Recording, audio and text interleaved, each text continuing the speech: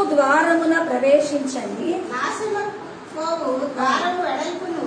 నాశనమునకు పోవు ద్వారము వెడల్పును ఆ దారి విశాలమునై ఉన్నది. దాని ద్వారా ప్రవేశించువారు అనేకులు. దేవునికి మహిమ కలుగును గాక. దేవుల్లో మరి ఇరుకు ద్వారమున ప్రవేశించుడి అన్నది దైవికంగా సలహాగా ఇవ్వబడింది అని అంటే, ఇరుకు అన్నది ఎవరికి కూడా ఇష్టం ఉండదు. దేవునికి మహిమ కలుగును గాక. అయితే అందరూ విశాలత అన్నది ఓపెన్ గా అందరం ఆహ్వానిస్తాం. ఈ విషయంలో మానవులం కాబట్టి ఇరుకు ద్వారము ఇరుకు అన్నది మనము ఒప్పుకోకుండా విశాలత అన్నది మనమందరం ఫాలో అవుతామంటే, విశాలతకి సాదృశ్యం ఏంటంటే కష్టాలు నష్టాలు కాకుండా సుఖము, ఈ లోకంలో అన్ని మరి సవ్యంగా ఉండే స్వేచ్ఛగా జీవించే అర్హత విశాలత ఉంటుంది. అయితే ఇరుకు అని అంటే ప్రతిదీ మరి నలుగుతూ, మరి ఇరుకుగా అంటే స్వేచ్ఛగా కాకుండా ఇరుకు అంటే కష్టాలు పడుతూ ఇట్లా ఉండడం ఎవరు కోరుకోరు. కానీ దేవుడు మాట్లాడుతున్నాడు. ఏం మాట్లాడుతున్నాడు? ఇరుకు ద్వారమున మీరు ప్రవేశించండి. ఈ మార్గం మనకి ఇష్టం లేదు, కానీ అక్కడ ఏమంటున్నాడంటే నాశనమునకు పోవు ద్వారము వెడల్పు ఆ దారి విశాలమై ఉన్నది, దాని ద్వారా అనేకులు. ఆ మార్గం విశాలము, అది నాశనము, చాలా మంది దాని గుండా మరి వస్తారు అన్నది. ఈరోజు ఇరుకులో జీవము, ఇరుకులో విశాలత, ఇరుకులో మరి సంపూర్ణత అన్నది దేవుడి యొక్క సన్నిధిని బట్టి మనం ఎదగాల్సిన వారంగా, దేవుడి ద్వారా మనం ఏం కలుగుతున్నా ఏ వస్తున్నా అడ్జస్ట్ చేసుకుంటూ ఆయనకు మహిమార్థంగా ఉండడానికి ఆయన నడిపింపు కోరు వారంగా ఉండాలి. ఆమేన్. అయితే ఇప్పుడున్న ఈ యొక్క పరిస్థితుల్లో ఉదాహరణ చెప్తే, మరి ఉదయం 11 గంటల వరకే మరి దాని తర్వాత కర్ఫ్యూ విధించారంటే మనకు రోజంతా హ్యాపీగా తిరిగి తెచ్చుకునే వస్తువులు, రోజంతా మరి ఎప్పుడంటే అప్పుడు షాపింగ్కి వెళ్ళేది, ఇవన్నీ లేకుండా ఈ కరోనా కారణంగా 10 గంటల వరకు 12 గంటల వరకు అని, ఆ తర్వాత కర్ఫ్యూ విధిస్తాము తిరగొద్దని, ఇట్లాంటి లాక్డౌన్లు పెట్టారనుకోండి, మనం ఏం చేస్తాము? ఏ పనైనా రాత్రి చేసుకొని ఆ ఇన్ టైంలో చేసుకోవడానికి ఆ అడ్జస్ట్మెంట్స్ మనం ఎట్లా చేసుకుని వాటిని కంప్లీట్ చేసుకుంటాం. అట్లాగే దైవత్వ విలువలు కూడా లోకంలో చాలా మంది ప్రవేశిస్తారంట. ఎక్కడ ప్రవేశిస్తారు? స్వేచ్ఛగా ఉండేది, విశాలంగా ఉండేదానికి ఎంతమందో ప్రవేశిస్తారంట. ఇరుకు అన్న దానికి మాత్రము ఎక్కువ మంది మరి అక్కడికి వెళ్ళని వారిగా ఉంటారు. హల్లెలూయా. అయితే వాక్యం ఏమంటుంది? జీవమునకు పోవు ద్వారము ఇరుకు, ఆ దారి సంకుచితమై ఉన్నది, దాన్ని కనుగొను వారు కొందరే. సంకుచితము, ఇరుకు, దాన్ని కనుగొను వారు కొందరే. ఈరోజు అది జీవము. కాబట్టి దేవుని సన్నిధిని బట్టి ఈరోజు బందీలై జీవించడము ఒక పెద్ద ఇరుకు లాంటిది.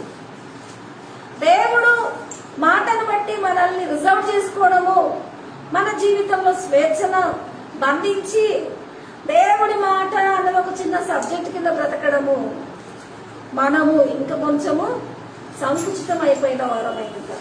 అయితే దేవుని ప్రియ బిడ్డ, ఈరోజు ఇరుకు ద్వారము అనేది మరి మనము మన యొక్క విలువల్లో అన్ని పరిస్థితుల్లో గుర్తు రాదు.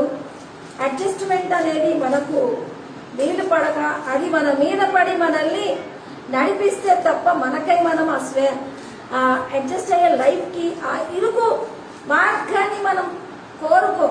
దేవునికి మహిమ కలుగును గాక. కానీ ఈరోజు వాక్యం విన్న మనము ఆమేన్. చూడండి, ఎంతమందో లోకస్తులు ఇంట్లో 2 పోయారు, ముగ్గురు పోయారు. పేరెంట్స్ ఇద్దరు చిన్న పిల్లలతో ఉన్నారని చెల్లెని చూసుకొని మేము పోతున్నాం అన్నారు. ఎక్కడికి పోతున్నారు? ఒక్కరోజు చూసుకోవాలా, 2 రోజులు చూసుకోవాలా, ఎన్ని చూసుకోవాలా? అయితే వారు ఆ కరోనా కొంచెం భరించి స్థితిలో లేక పిల్లలకి చెప్పి వెళ్ళిపోవడము. కొన్నిసార్లు రోగాలు వస్తే చచ్చిపోతే అది మనల్ని దాని ఎఫెక్ట్స్ అది మనం భరించకుండా ఒకసారి మా మెడకి ఏం వేసుకోవాలి, ఉరేసుకుంటూ పోతాం కదా అన్నది. ప్రతి ఒక్కరు సహించి భరించి ఓర్చుకోవాల్సిన లక్షణాలకి ఇబ్బంది పడి ఒకేసారి ఉండాలి పోతే పోవాలి ఇట్లాంటి ప్రార్థన చాలాసార్లు చేశాను. ఒక సేవకురాలుగా బోల్డని శోధనలు, ఇరుకులు, ఇబ్బందులు ఎన్నో కలుగుతున్నప్పుడు నేను కూడా రకరకాల ప్రార్థనలు చేసేటప్పుడు అంటాను, ప్రభు నువ్వు బ్రతికిస్తే బ్రతికించుకో, లేదా తీసుకో, బ్రతికించుకుంటే బ్రతికించుకో, లేదా తీసుకో, సస్తా ఎన్ని రోజులు బ్రతకాలి అన్నది. సేవలో మరి వస్తున్న బాధల్ని దేవుడు గొప్పడని వాక్యం చెప్తున్నారు. పరిస్థితిని అధిగమించలేని వాటిల్లో ఒక నిమిషము మరి ఎంతో బలహీనతలు దేహంలో కలుగుతున్నప్పుడు సహించలేక వాటిని నాకుండా పోనించుకోలేక అలసట వ్యక్తపరుస్తున్నప్పుడు ఈ వెదవ బతుకు బతికితే ఏంటి, సస్తే ఏంటి, ప్రభు తీసుకొని రిచ్గా మాట్లాడుతాను నేను. అది రిచ్ అనిపిస్తుంది నాకు. ఎందుకంటే మానవుని తత్వము అసహనము భరించలేనిది కాబట్టి ఇరుకును మనం కోరుకోం. కానీ విశాలతకి వెళ్ళే వాళ్ళు చాలా మంది. మొన్నటి దినాన కూడా నేను ఈ వాక్యంలో ఒక చక్కని మాట చెప్పాను. ఏంటంటే సుఖపడే వాళ్ళకి మా చచ్చిపోయినాక తీర్పుంటుంది. కానీ మన నేచరు దేవుడి గుండా వెళ్ళే వారికి ఎప్పటికప్పుడు తీర్పులే ఉంటాయి.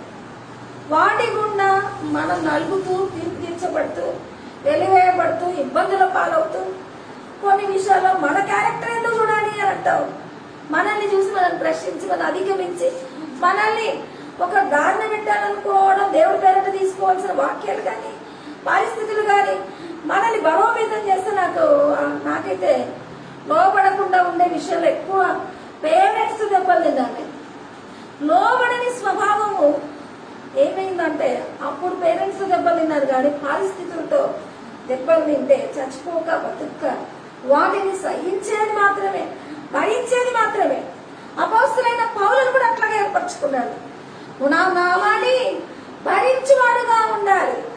మరి భరించువాడుగా అన్నది దేవుడి సన్నిధి నుంచి ఈరోజు ఆ ఇరుకు మార్గం జీవమై ఉన్నది అన్నది ఈ లోకంలో ఉండగానే మనం తీర్పు తీర్చబడుతూ మనల్ని మాత్రమే కెమెరా మనల్నే చూస్తున్నట్టుగా మన క్యారెక్టర్ బయట వేసినట్టుగా వాక్యాలు మన విలువల్ని అదుపు చేస్తున్నట్టుగా నడిపింపు మనల్ని ఇట్లుండమని మనకే మాత్రము ఎందుకు చెప్పాలి?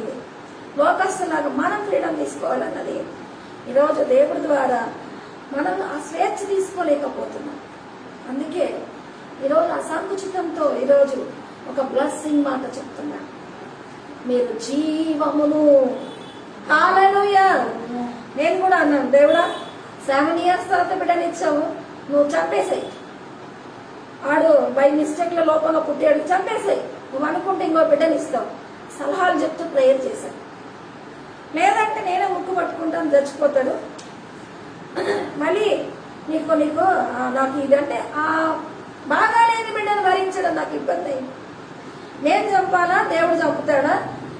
కాబట్టి ఒక మరి కామెడీ నేను కూడా విన్నాను. 2021 వైరస్ ఉంది. 2020లో చాలా జోక్స్ వేసుకున్నారు కరోనా మీద. 2020 ఏంటంటే ఏం చేయాలి? మన 2020 అంటే మ్యాచ్ లాగా, అందులో సక్సెస్ లాగా కాదు. అదేంటంటే వైరస్ ఉంది, ఆ ఇయర్ని తుడిచేసి మళ్ళీ స్టార్ట్ చేసుకుందాము అన్నట్టుగా అట్లా జోక్స్ వేసుకున్నారు. తుడిచేసుకోవడానికి మళ్ళీ స్టార్ట్ చేసుకోవడానికి ఆ ఇయర్ని ఎట్లాగో గెటానైనా కానీ అంతకన్నా భయంకరంగా 21 year మనల్ని వేధించింది. అయితే ఇవన్నీ ఎందుకు అని ఎక్కడ బెడగట్టుకొని ఎక్కడ నిలబడి ఎక్కడ దాక్కోవాలి అన్నది ఎక్కడ చాతగాక చాలా మంది వైరస్ ఎక్కడున్నా వస్తుంది మమ్మల్ని బాధ పెడుతుంది అన్నది తమ జాగ్రత్తలు, తమ మెలకువలు, తమ ఇబ్బందులు ఉన్న వాళ్ళ దాని తాకిడికి వచ్చినప్పుడు భయాందోళన వ్యక్తపరిచి ఇబ్బంది పడ్డారు. కానీ ఈరోజు దేవుడిచ్చిన కృపను బట్టే మనం సంతోషించువారంగా. హల్లెలూయా. ఆయన జీవానికి మాత్రమే మనం ఉండవారంగా. హల్లెలూయా. చాలా మంది మరి దైవత్వం అంటే సవాళ్లతో కూడిన జీవితం ఉండాలనుకుంటారు. కానీ సవాళ్ళు ఏంటంటే దేవుడి బిడ్డలైతే జనాలు ఏమనుకుంటారు, వీఆర్ పర్ఫెక్ట్, అట్లాంటిది మనకు రాకుండా ఉంటే మన ప్రజల ముందర గాడ్ పీపుల్ అని మనకు రెస్పెక్ట్ ఇస్తారని మనం అనుకుంటాం. ఈ విషయంలో నేను కూడా అనుకుంటాను, ప్రభా మీడియా ముందు నిలబడుతున్నాను, ప్రజలందరి ముందు నన్ను నిలబడుతున్నాను, లోపంగాను బలహీనంగాను కనిపించకుండా నన్ను పై స్థాయిగా ఉంచడానికి నాకు అన్ని కొంచెం ఇవ్వంటాను. కానీ అక్కడ నిలబడిన కాసేపు మాత్రమే శక్తి ఉంటది, తర్వాత బలహీనత ఉంటది. హల్లెలూయా. వీటి నుంచి తప్పించుకోవడానికి వేరే మార్గం లేక అయితే మళ్ళీ నాకు అనిపించింది, రోజంతా నడిగి బ్రతికిన మరి జీవితం అంతా నడిగి బ్రతికిన మేము సజీవులుగానే ఉన్నాం ప్రభువా. హల్లెలూయా. మరి ఎప్పుడు బాగున్న వాళ్ళు ఉన్న పనంగా పోతే ఆమేన్. ఈరోజు వారి కుటుంబంలో వాళ్ళు లేనట్టు అయిపోయారు. హల్లెలూయా. ఈరోజు మనకి ఇచ్చినది జీవం యొక్క వెలుగు. అంటే కీర్తనల్లో చదివితే ఒక మాట రాయబడింది 1:6 నీతిమంతుల మార్గం యెహోవాకు తెలియను, దుష్టుల మార్గము నాశనము. ఈరోజు దేవుని బట్టి నలిగిన, వేసారిన, ఇరుకు అన్న అనిపించిన, ఇబ్బంది అనిపించిన గాడ్ నడిపింపు కోరుతూ రవ్వ ఈ చిత్తంలో ఒకే మాట గుర్తు చేసుకోవాలి. నీ కృప నాకు, నీకు ఇష్టమైతే నా నుంచి ఉన్న ఎడల నీకే మహిమ. అయితే దేవుడి సన్నిధిలో ఆయన కృప కోరుకునే విషయానికి వస్తే అందరికన్నా బాగుండాలా, అన్నికన్నా విలువగా ఉండాలా అన్న మాట కాదు. ఆయన కృపలో ఉన్నామన్నది ఈరోజు సామంతులు, శ్రీమంతులు, కరోనా వీళ్ళని కాటేసింది, వాళ్ళని కాటేసింది, ఫలానా సినిమాక్టర్ని కాటేసింది, ఫలానా ఉత్తముని కాటేసింది.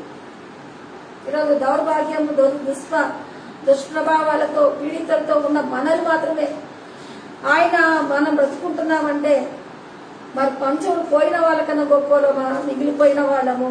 హల్లెలూయా. ఈరోజు దేనిని బట్టి అంటే కృపను బట్టి.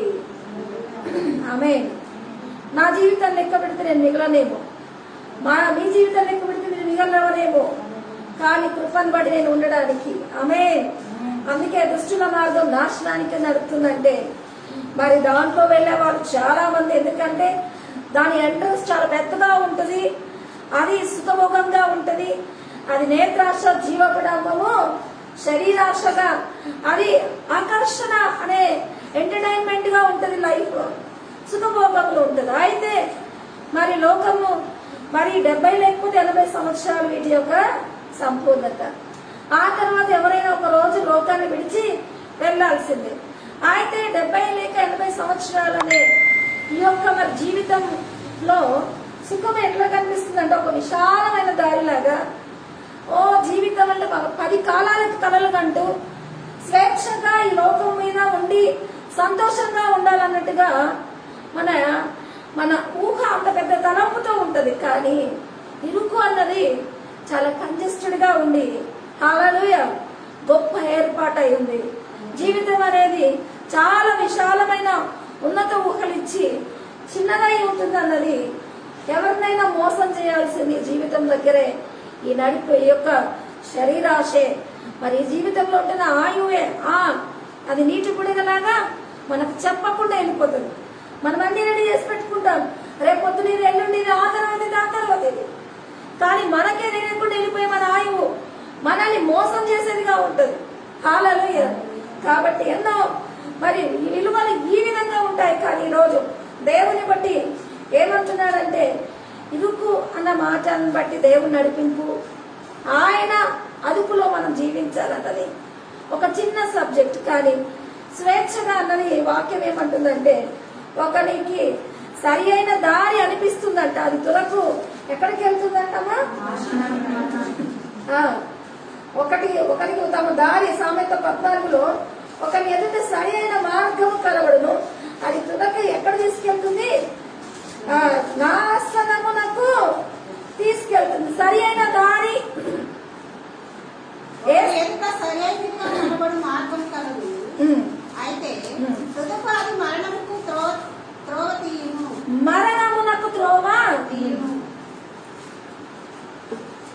కాబట్టి ఈ లోకం మనల్ని మురిపించి ఎక్కడ తీసుకెళ్లాలని చూస్తుంది? మరణమునకు. అది విశాలమైన మార్గం కాబట్టి అట్లా మనం నడిపిస్తుంది. కానీ ప్రభువును బట్టి మనము జీవించడానికి ఆమేన్ మనకు సరి అయిన మార్గం కాదు. దేవుని మార్గాలలో మనం ఉండాలి అంటే ఆయన మార్గము కొంచెం ఇరుకైనా ఆయన సన్నిధిని మనం ఒప్పందం చేసుకోవాలి. హల్లెలూయా. అందుకే దేవుడు మరి సన్నిధిని దేవుడు ఏమంటాడంటే, సాధారణంగా మనుషులకు కలుగు శోధన తప్ప ఏది మీకు సంభవింపదు. దేవుడు నమ్మదగిన వాడు. ఒకవేళ శోధనలు వచ్చిన మార్గాన్ని అక్కడ మరి తప్పించే మార్గాన్ని కూడా దేవుడు కలిగిస్తాడు. శోధనలు వచ్చిన తప్పించే మార్గాన్ని దేవుడు కలిగిస్తాడు. అయితే శోధన అన్న విషయంలో మనిషి భరించేది తప్ప వేరేది కలగదు. అంటే దేవుడి పేరు మీద ఇది కంజెస్టెడ్ గా ఉండేది, ఇరుక్కు అంటే ఇంకా బతుకంత కష్టమేనా, ఒక ఏమంటారు విధవ జీవితం లాగా అయిపోవాలా, ఈరోజు లోకాన్ని సుఖాన్ని వదిలేసి ఏం చేయాలా అన్నది, అవన్నీ భరిస్తూ స్తోత్రం దేవుడు అన్నది కాదు. దేవుడు ఏదైనా కానీ మనిషి భరించినంత వరకే ఇస్తాడు, భరించని ఇవ్వడు. ఒకవేళ కలిగిన అక్కడ మార్గాన్ని ఏర్పరుస్తాడు. దేవునికి మహిమ కలుగునుగాక. అయితే ఇలాంటి మార్గాన్ని ఏర్పరిచి మనల్ని జీవింపజేయడంలో లోకము పాపం ఎట్లుంటుందంటే, మరి ఇటురా ఇది విశాలమైన మార్గం అని చక్కగా అమ్మాయి ప్రాయానికి వచ్చిన అమ్మాయి పట్టు చీర కట్టుకొని, లేదంటే ఒక శృంగార దేవతలాగా ఏంటి రా అన్నట్టుగా ఈరోజు లోకం యొక్క సుఖ సంతోషాలు కూడా అట్లా ధరించి మనల్ని పిలుస్తున్నట్టుగా ఆ పొజిషన్ లో మనల్ని మరి ఎంటర్టైన్మెంట్ గా మనల్ని తన వైపుకు లాగడానికి అది స్వేచ్ఛగా మునిపిస్తుంది. నేను ఒక అమ్మాయితో పోల్చి ఆ విశాలమైనది ఒక అమ్మాయి లాగా, ఒక యవన స్త్రీ లాగా, మరి అలాంటి ఒక స్థితిలో ఏమంటున్నాడంటే సామెతల్లో, దాని ఇల్లు మృత్యు వద్దకు దారి తీయును, అది నడచు త్రోవలు ప్రేతల యొద్దకు చేరును, దాని యొద్దకు పోవువారు ఎవరు తిరిగి రారు, జీవ మార్గములు వారికి దక్కవు. ఇదే జారపు స్త్రీ. హల్లెలూయా. సామెత 2:18 జారపు స్త్రీ అంటే ఈ లోకంలో మనము వ్యభిచారం అయితే చెయ్యము, కానీ ఇలాంటి స్త్రీలాగా మనం ఎంటర్టైన్మెంట్ చేసి విశాలమైన జీవితంలోకి నడిపించి మనల్ని మురిపించి మనల్ని మన ఆశల్ని ముంచేసేదే, నిత్య నరకాగ్నికి పంపించేదే, జీవ మార్గములు వారికి దక్కకుండా నరక పాత్రలు చేయడానికి ఈ 70 ఏళ్ల జీవితాన్ని 80 ఏళ్ల జీవితాన్ని ఎట్లా చూపిస్తుందంటే, ఎట్లా చూపిస్తుంది? ఒక అతను చాలా గొప్పోడయ్యాడు. గొప్పోడైతే ఆయన ఏ విధంగా ఇంటి మీదనే ఒక థియేటర్ కట్టుకున్నాడని, ఆయన కోసం నేను విన్నప్పుడు ఆయన ఇంటి మీద థియేటర్ కట్టుకున్నాడంటే, అంటే అన్ని జీవించి అవి ఇవి అన్ని కలిగినాక ప్రాయంలో భార్యను బట్టి సంతోషిస్తారు, గర్ల్ ఫ్రెండ్ బట్టి సంతోషిస్తారు, పిల్లలను బట్టి సంతోషిస్తారు, సుఖభోగాలను బట్టి. అదనంగా సెటిల్ అయినాక ఆయన ఏం చేశాడంటే, ఇంకా మనము శరీరం ఉడికిన కళ్ళు ఉంటాయి, కళ్ళతో ఆస్వాదించి రిలాక్స్ అవ్వాలి అంటే థియేటర్ పెట్టేశాం. థియేటర్లో మన జవజీవాలు ఉడికిపోయినా అక్కడ చూసి ఆశించి ఆనందించడానికి థియేటర్. అయితే ఎటువైపు వయసు వచ్చినా కూడా దేవుడు అనడానికి లేకుండా కళ్ళు ఉన్నంత వరకు, ఫీలింగ్స్ ఉన్నంత వరకు అని కోరుతూనే చూస్తూనే దాని వైపే జీవించాలంటే జీవ మార్గములు మనకేమని రాయబడింది? దక్కువు అని రాయబడింది. దేవుని ప్రియబిడ్డ, హల్లెలూయా. కాబట్టి ఈరోజు మనము మన విషయాల్లో ఎవరికి ఈ మాట ఉందో, నేను కూడా నా సహోదరితో ఒక మాట చెప్పాను, లోకస్తులు మాట్లాడుతున్నప్పుడు మనం మౌనమైపోవాలి. ఎందుకంటే వాళ్ళు ఇటు ఉండగలుగుతారు, ఇటు ఉండగలుగుతారు, మంచి పేరు మీద నినాదాలు పలుకగలుగుతారు, చట అయినప్పుడు నోరెత్తేయగలుగుతారు. మనం జీసస్ పెట్టలేం. మరి అటెళ్ళి లోకానుసారంగా మాట్లాడడం, ఇటెళ్ళి మళ్ళీ దేవుడి సన్నిధిని బట్టి అన్నది మన మనసు దోషభరితమైపోతుంది, ఏదైనా గొడవల్లో కానీ ఇబ్బందుల్లో కానీ. అందుకే ఎవరేం మాట్లాడినా నువ్వు సైలెంట్గా ఉండని చెప్పాను. సైలెంట్గా ఎందుకు ఉండాలి, నేనెందుకు ఉండాలి అని కొన్నిసార్లు గొడవలతో ఉండేప్పుడు కౌన్సిలింగ్ వచ్చి వాళ్ళు మాట్లాడుతూ ఉంటారు. సైలెంట్గా అనేది దేవుని బట్టి, జీవం కలిగిన బిడ్డలను బట్టి. అయితే ఇప్పుడు మనకు వచ్చే తిట్లు కూడా 2 రకాలు వస్తాయి. ఏంటంటే దేవుని బిడ్డలంట మళ్ళీ అన్ని చేస్తున్నారు చూడ అంటారు మనం గొడవాడితే. అప్పుడు దేవుని బిడ్డలు అంట అన్నది మన సెన్సిటివ్ మైండ్లో ఉంటున్న దేవుడి యొక్క ఎఫెక్షన్ని మరి లాగి మాట్లాడుతారు. కొన్నిసార్లు ఒక సినిమా మరి ఉద్దేశాన్ని గమనిస్తే ఒక హీరో ఫ్యామిలీ లేనంత వరకు పోరాడతారు. ఫ్యామిలీ భార్య బిడ్డలు ఉంటే హీరోని పట్టుకోవడానికి వీళ్ళని పట్టుకుంటారు.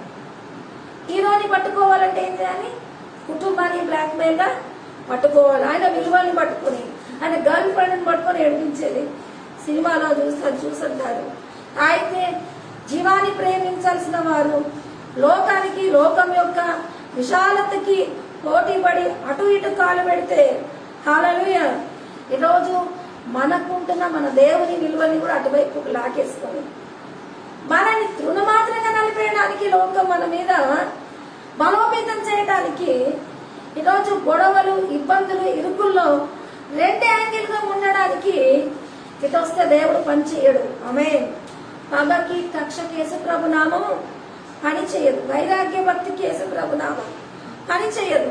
కాబట్టి వాళ్ళు వదిలిన, వారి కడుపు కంటే ఉన్న వారు ఏదన్నా యేసుప్రభు బిడ్డగా మౌనంగా ఉండు, దేవుడు కార్యం చేస్తాడు.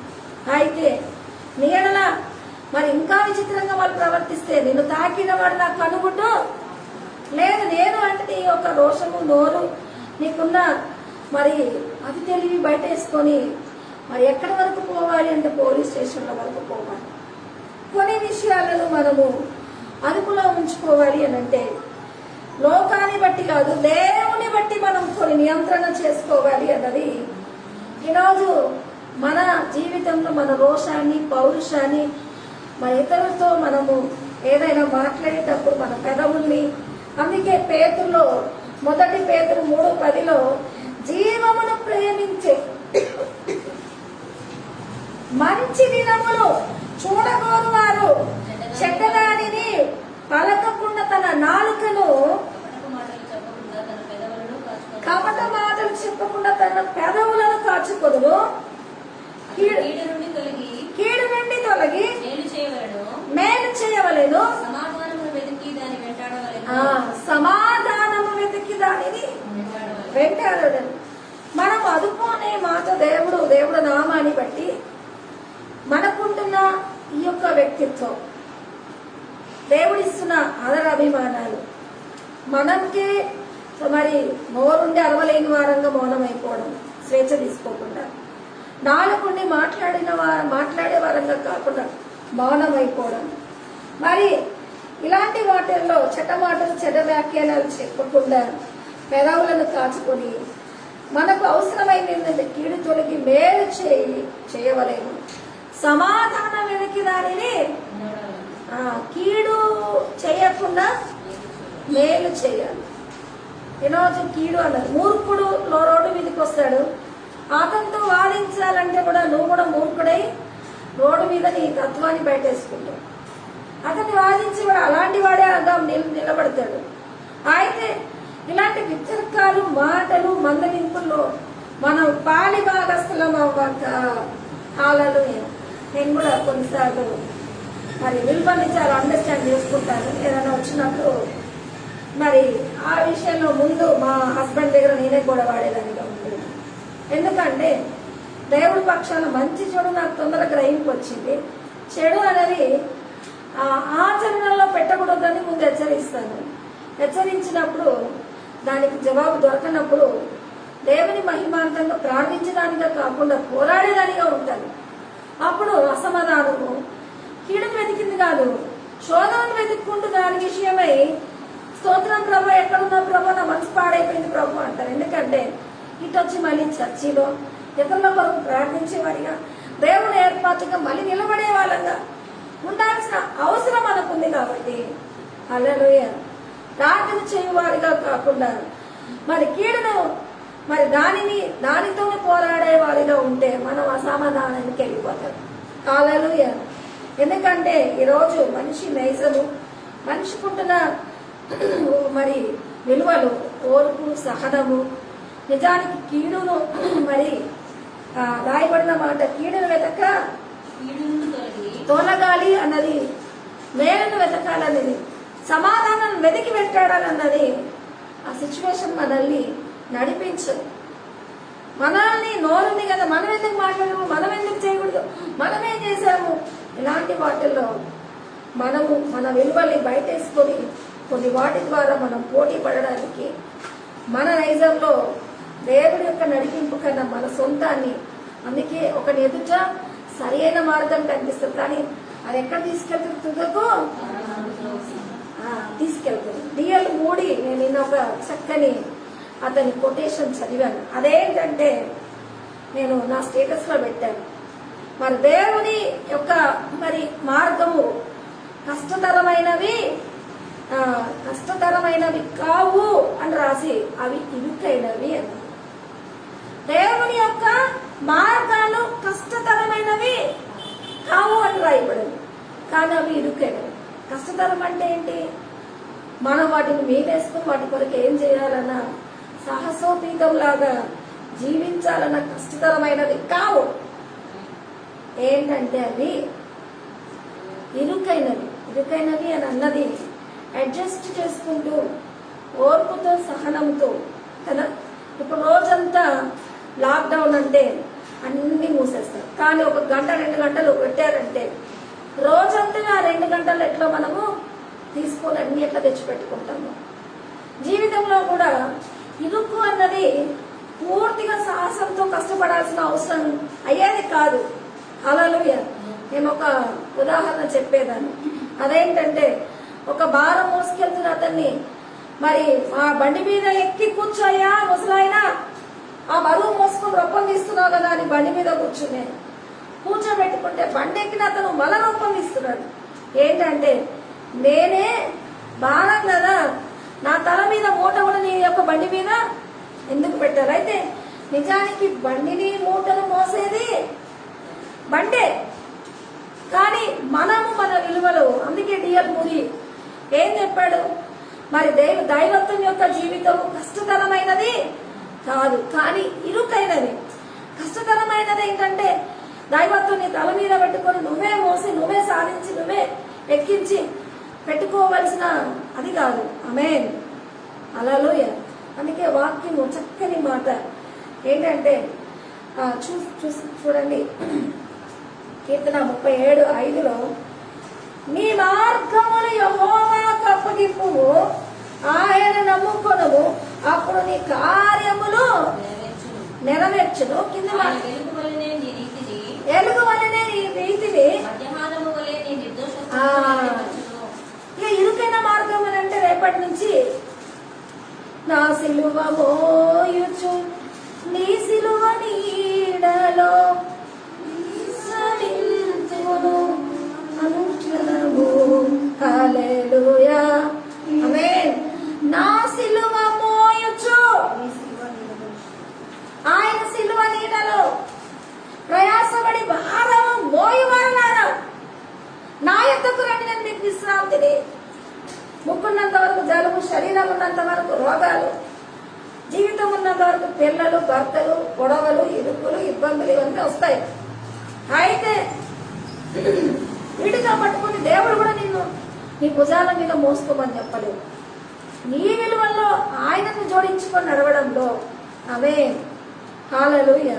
అందుకే యెహోవాకు నీ యొక్క మార్గములు అప్పగించుము, ఆయనను నమ్ముకొనుము. నీ సమస్యలతో నువ్వు నలుగుతున్నావు, దేవుడి గుండా అవి సాల్వ్ చేసుకోవడానికి, దేవుడి విలువలతో పోల్చుకొని జీవించుకోవడానికి దేవుడు ఈరోజు అట్లా ఉన్నప్పుడు నా కార్యములు మీ కార్యములతో అన్నది మీ యొక్క భారాన్ని నా యొక్క సిలువలో ఈ విషయాన్ని నేను మీకు ఇంకా వివరంగా చెప్పాలి అంటే దేవుడికి ఒకరోజు ఒక 40 days బ్లీడింగ్తో నేను బాధపడుతున్నాను. నేను అనుకున్నాను, ప్రభువా ఒక సేవకు వస్తే ఏదో ఒక జబ్బు వస్తుంది కాబట్టి నాకు బయట కనిపించే జబ్బులు, పుండ్లు, రోగాలు ఏమీ వద్దు, నేనే అనుమతి ఇచ్చి సేవకురాలుగా ఉండాలి కాబట్టి ఏదైనా కానీ నా గర్భానికి సంబంధించి లోపల ఎక్కడో పడుతుంది కాబట్టి అట్లాంటి ఏమైనా భరిస్తాను కానీ బయట ఉన్నట్టు భరించను, నీ సేవ చేయాలి అన్నది ఇట్లాంటి ఇచ్చి ప్రార్థన చేశాను. నేను కూడా చేసే ఒక 40 days నాన్ స్టాప్ బ్లీడింగ్ అవుతున్నప్పుడు నాకు చాలా ఇంకా వీక్నెస్ అయిపోయినప్పుడు ఆ రోజు ఇంకా నేను రుచిగా ప్రయత్నిస్తుంది కానీ సహించే ఓపిక లేదు. మరి నేను ప్రార్థన చేశాను, తలుపులు వేసుకొని ఎక్కి ఏడ్చి ఈ 40 days నేను ఎంత రక్తాన్ని కోల్పోయాను, ఎంత శరీరం ఉంది. ఇప్పుడు నాకు స్వస్థత అని నేను నా కష్టాన్ని హెచ్చించి ప్రార్థన చేద్దాం అనుకొని మనసును సిద్ధపరచుకొని తలుపేసుకొని మోకరించగానే రక్తసిక్తమైన ఆయన సన్నిధిని చూసినప్పుడు హల్లెలూయా ఆయన దోషాలను ఆయన భరించినది చూసినప్పుడు నేను నా కోసం అసలు ఆ లాస్ట్ ప్రార్థన వరకు కూడా గుర్తు చేయలేదు. నా కొరకును సిలువలో మరణించు, నా కొరకును రక్తాన్ని ఖర్చు, నా కొరకును భరించు, నా కొరకు సహించు, నా కొరకును వేదన పడ్డావు, నా కొరకు అన్నది నా స్వార్థము నన్ను నాకు వచ్చిన కష్టాన్ని ఎత్తిపట్టి దేవుని అల్లాడిద్దాం అనుకున్నాను. కానీ దేవుడి కష్టాన్ని చూసి ప్రార్థన చేసినప్పుడు నా రోగము పోయినది. అందుకే నీ భారము నా యొక్క సిలువలో అంటే ఈరోజు తేరి చూసినప్పుడు మన పాపములు తేరి చూసినప్పుడు ఇవి మనకు సరి అయినదే, ఇవి మనం భరించాల్సిందే.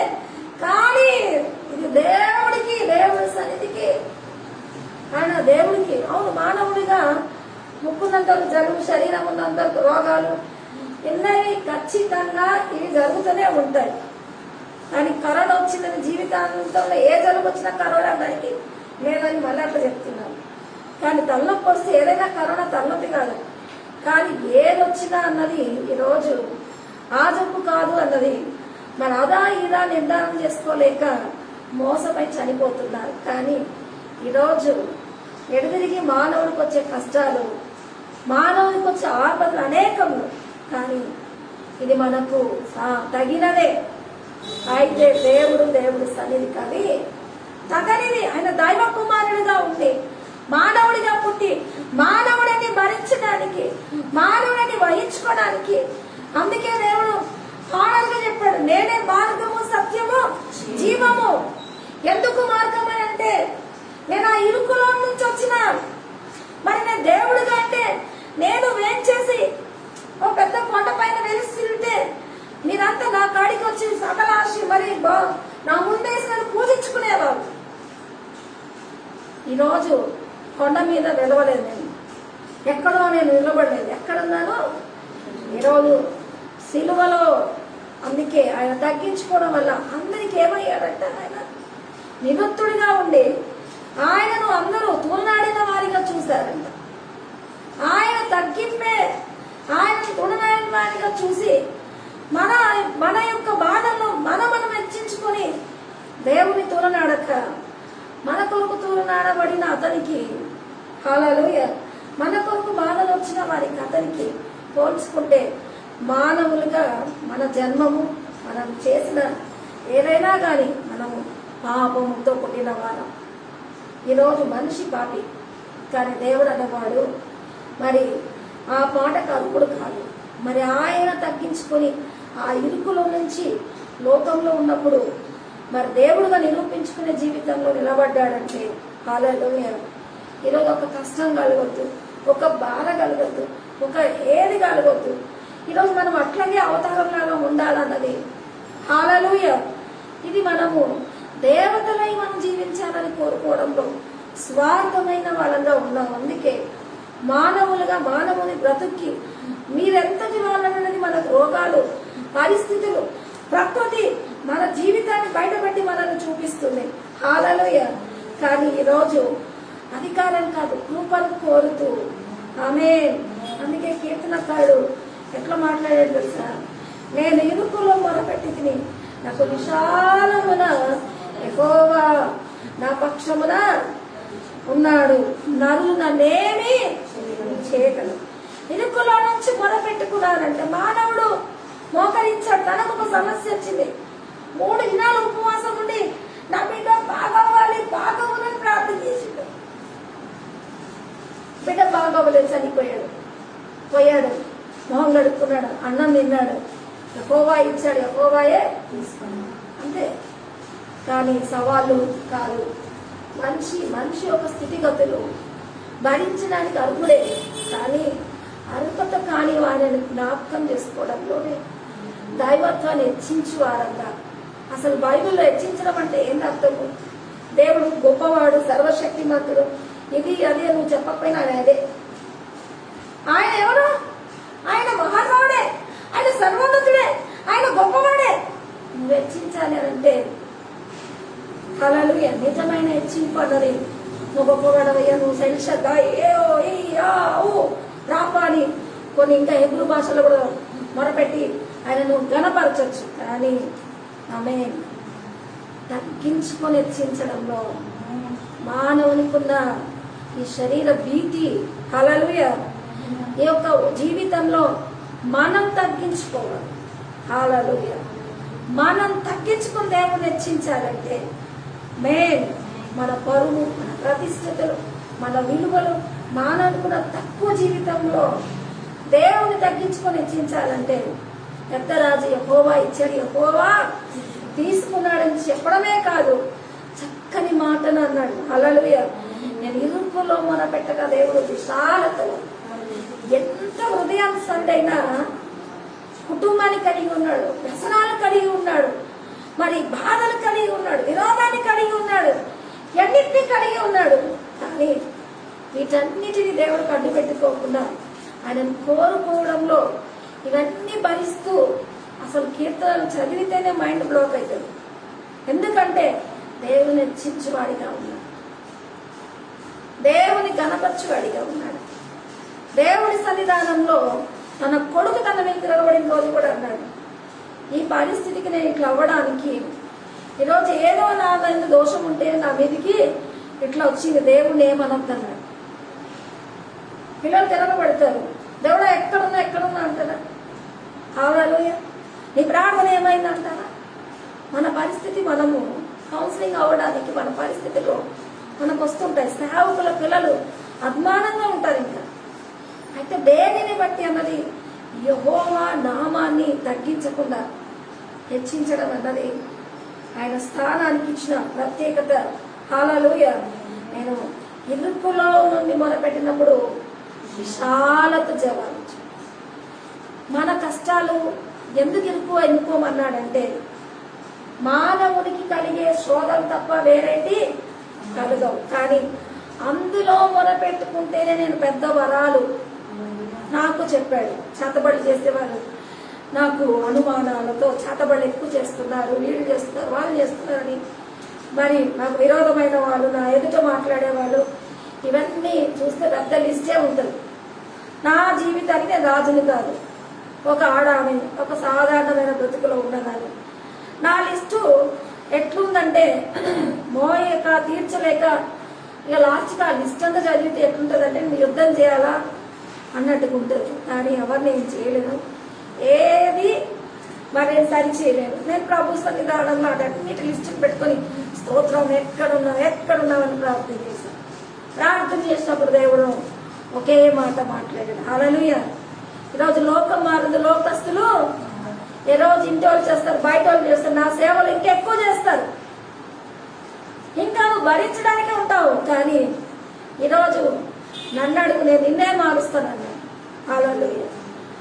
లైఫ్ అడ్జస్ట్మెంట్ లో పెట్టేసేసారు. Praise the lord. అయితే దేవుడిని లోబడడానికి అన్నది లోకస్తులు మారాలి. ఈ లోకానికి అధికారి సాతానే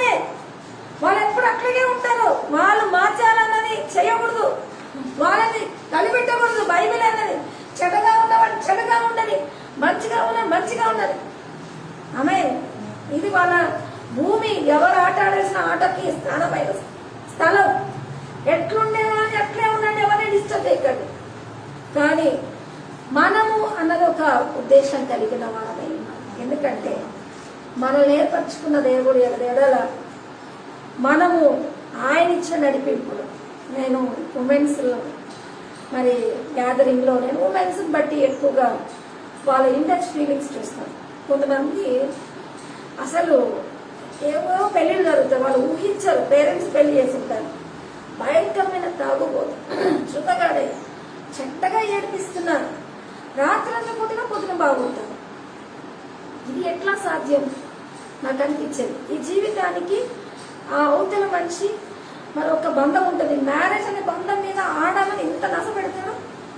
అయినా అంత ప్రేమించి మరి విషయంలో శరీర సంబంధంలో మ్యారేజ్ కింద బలం ఉందని అనుకునేదాన్ని, నేను అంత సహించే ఓర్పు ఉందని అనుకునేదాన్ని. అయితే సహించి భరించి మరి మన సాంప్రదాయంలో ఉంటున్న విలువలు మ్యారేజ్ అనే ఒక మాటకి ఒక స్త్రీ మరి అతని కొరకు అమ్ముతారు. ఆమె బ్రతికి ఉన్నంత వరకే భార్యాభర్తల బంధం ఉంటుంది.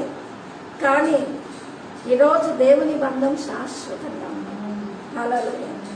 కాబట్టి దేవుని బిడ్డ ఈరోజు ఈ బంధాల్లో కలిసి వచ్చే వాళ్ళని బిడ్డలను భరిస్తున్నాం, భర్తలను భరిస్తున్నాం, కుటుంబ సభ్యులను భరిస్తున్నాం, కొంచెం నిమిషం సమాజాన్ని భరిస్తున్నాం. వీటి ద్వారా మనం ఎన్నో నలుగుతూ ఏదో 10 మంది ముందర మనం ఒక జీవితం జీవించాలన్నది ఫోకస్ అవ్వడానికి ఏదో మన ప్రయత్నాలు ఉంటాయి. కానీ దేవుని బట్టి జీవిస్తే ఆమేన్, దేవుని కూడా నీ లైఫ్లో అడ్జస్ట్ చేసుకొని ఆయనను బట్టి జీవిస్తే ఈరోజు ఈ లోకాన్ని నీ ముందు వంచేస్తాడు దేవుడు. హల్లెలూయా. ఇది మాత్రం గొప్ప విషయం. అందుకే సాక్షాత్మైన జీవితానికి నేనే మార్గము సత్యము జీవం అని చెప్పడానికి ఆయన మనకిస్తున్న మూల్యము ఆ నిత్య జీవానికి మనల్ని ఉంచుతాడన్నది నేను మా కొడుకుని బట్టి ఎక్కువ ప్రార్థన చేశాను. ఈరోజు నీ కొడుకుని ప్రేమించి ప్రేయర్ చేసుకున్న దాంట్లోనే సంఘము నీకు ఆశీర్వాదం ఇస్తున్నాను. మరి నా కొడుకు నాకు ధర్మము, నా భర్త నా ఇల్లు, ఈయన బట్టి నేను ఎదిగినాను. కానీ ఇతరులను బాగు చేసేదానిగా ఈ వారం దేవుడు ఇచ్చాడు. ఇది నా స్వార్థంగా వచ్చిన ఏంటంటే నా కష్టం ఆయన కష్టంలోకి వెళ్ళి ప్రేయర్ పెట్టినప్పుడు ఆ దాని మీదే రేటుని భరించిన వాటి మీద వరాలు ఇచ్చాడు. అందుకే దేవుడు ఏమంటున్నాడు, పక్షవాతంతో పడిన అతను నీ పరుపు ఎత్తుకొని నడవమన్నాడు. ఏ పరుపులో నలిగావో, ఏ పరుపు నిన్ను మరి డాన్స్ అయించిందో అదే పరుపుని ఎత్తుకొని నడిచే శక్తి నీకు ఇస్తాడు. ఈరోజు నువ్వు దేనిని బట్టి నలుగుతున్నావు వాటి మీద నీకు అధికారం ఇస్తాడు దేవుడు. ఏ పరిస్థితి నీ మీద నేను నీ తలల మీద ఉందో వాటి మీద మహిమతో ఇస్తాడు. హల్లెలూయా. అందుకే దేవుడి నామంలో మరి నేను ఇంతకుముందు ఇంకొక ఆయన పేరు మిషన్, బైబిల్ మిషన్ అతనే శోధన సమయంలో ప్రార్థన చేసి ప్రార్థన ద్వారా మహిమలో విజయాన్ని పొందండి. ఆమేన్. ప్రార్థన శోధన సమయంలో ప్రార్థన ద్వారా పొందే మహిమలో విజయాన్ని పొందాలి. శోధన సమయంలోనే కదా రెక్టిఫై చేసేది ప్రార్థన, మిగతా అప్పుడు మామూలు ప్రార్థన. శోధన ఎన్ని ఇరుకులు వస్తాయి, ఎన్ని ఇబ్బందులు వస్తాయి, అంతగా ఇది హెచ్చించేది ప్రార్థన. అంత ప్రార్థనలో అంత అధికారంగా చేసే ఆ మహిమలో నువ్వేం చేస్తావు? విజయ ప్రార్థనలో. శోధనే రాకపోతే ప్రార్థన ఉండదు, ప్రార్థన లేకపోతే ఆ మహిమ రాదు, ఆ మహిమలో విజయాన్ని ఉండదు. ఎప్పుడు నార్మల్గా ఉండడం విజయం కాదు. ఆమె అయితే ఒక కొటేషన్ నేను చదివాను. అదేంటంటే ఈ వారం నీకు చాలా బాగుంటుంది అని ఒక టైటిల్ చదివాను. తీసి ఈ వారం నీకు బాగుంటుందన్న ఆ టైటిల్లో మీకు పెద్ద మరి శత్రువులు మీ తలపైన ఉంటారు, కానీ వారి తలపైకి వెళ్ళేంత విజయం మీకు వస్తుంది అంటే బాగుంటుంది అన్నది, బాగుంటుందా అన్నది వీడియో ఓపెన్ చేస్తే మీ శత్రువులు మీ తలలకు పైగా ఉంటారు, వారికి పైగా మిమ్మల్ని హెచ్చించి మీకు విజయాన్ని ఇస్తారంటే మళ్ళా తింగని కిందకు వచ్చేసింది. ఎందుకంటే మీరు బాగుంటారనేది ఇట్లా రిసీవ్ చేసుకోవాలి.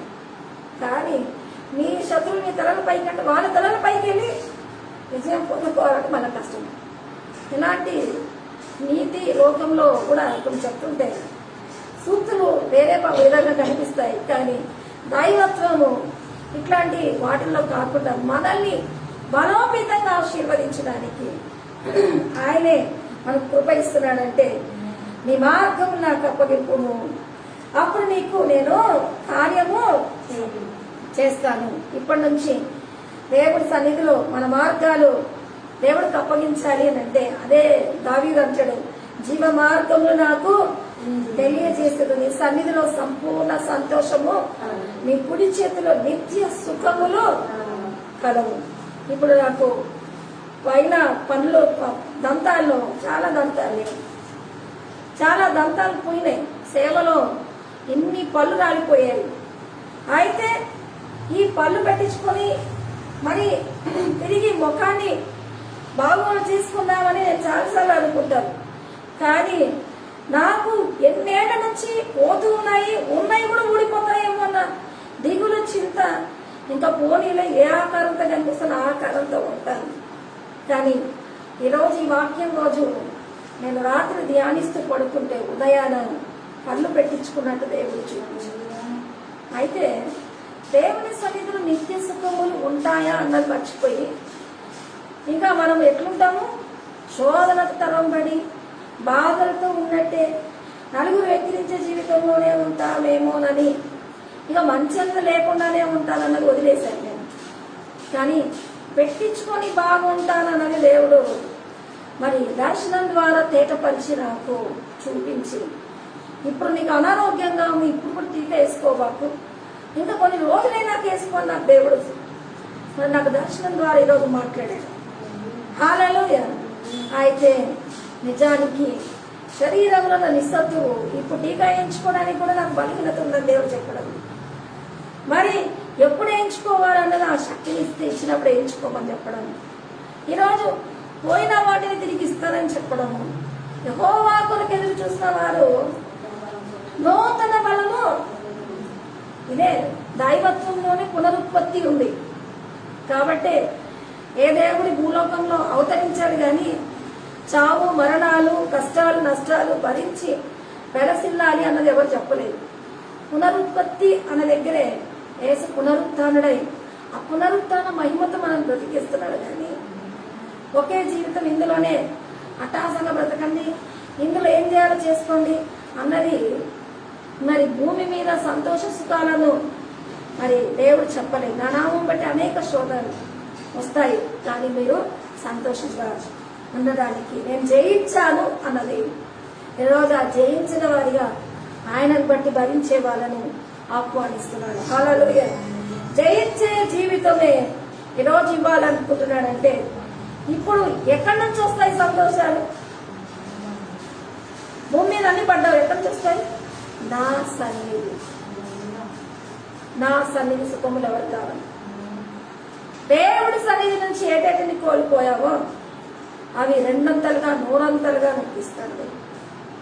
ఆయన చేతిలో నీకు నిత్య సుఖములు, ఆయన సన్నిధిలో సంపూర్ణ సంతోషము ఈరోజు నీకు ఇస్తాడంటే ఈ లోకంలో గోల్డంత పనంగా పెట్టిన కష్టాలతో ఈ శాశ్వతమైన జీవ మార్గాన్ని ఈరోజు నీకు తెలియపరుస్తూ వాటిల్లో నువ్వు ఉండడానికి ఆశీర్వదిస్తున్నావు. మరి ఈ చిన్న గదిలో పెట్టాను, 300 మందితో పెట్టి ఈరోజు నేను భోజనాలు పెట్టి వాళ్ళందరికీ మరి పెప్పర్తో నేను ఆమ్లెట్ వేసి ప్రతి ఒక్కరిని పోషిస్తున్నాను. నాకు దేవుడు చూపించాడు. నేను అయితే ఎంత బయటకు చెందానంటే శుక్ర మంగళవారం కూడికలకు ఎవరు రావద్దని ప్రేయర్ చేసి ఒకసారి ఒక 2-3 ఎక్కువ వచ్చినా భయపడుతున్నాను. కానీ దేవుడు ఇంత కష్టతరంగా వచ్చిన ఈ మినిస్ట్రీ, ఎంత బాధలు పడుతున్న ఈ మినిస్ట్రీని అంతగా ఆశీర్వదించి దేవుడు హెచ్చిస్తాడంటే ఈరోజు ఆయన సన్నిధి నుంచి వచ్చే దీవెనలు.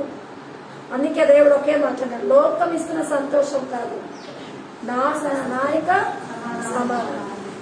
దేవుని సమాధానం, దేవుని సన్నిధి అన్నది అది ఎటర్నల్, ఎప్పటికీ నిత్యమైనది.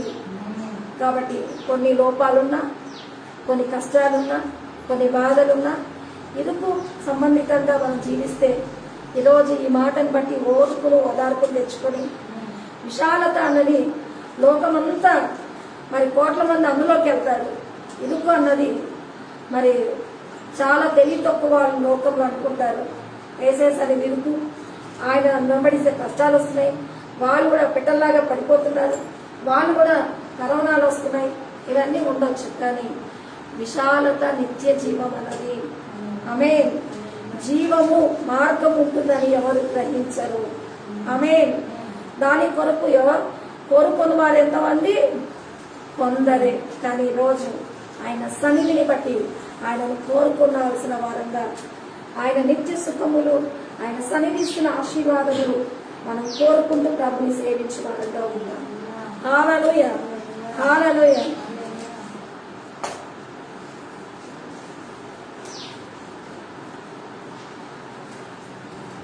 నాడు దేవుడు నాకు తోడు, విడనాడనడు, ఎడబాయడు. కష్టాలలో